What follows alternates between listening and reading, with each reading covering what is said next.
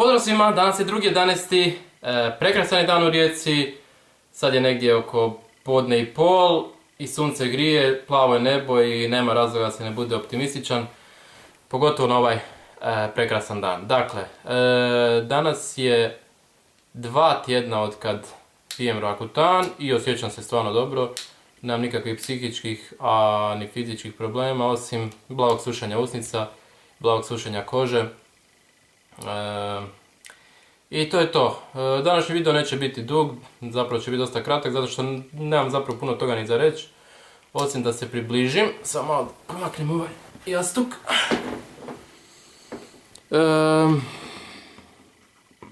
Dakle, crvenilo, kao i uvijek problem. Crvenilo, crvenilo, crvenilo i tu i tamo koji prištić.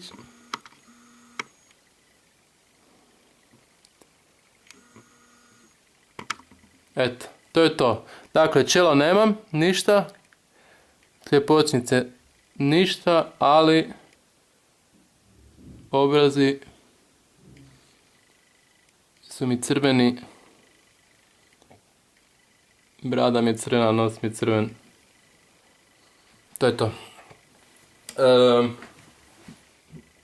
Dakle, imam još 2 tjedna do kraja ovog mjeseca na Rakutanu, a onda ćemo vidjeti sa dermatologicom kako dalje. I to je bilo to. Vidimo se za tjedan dana.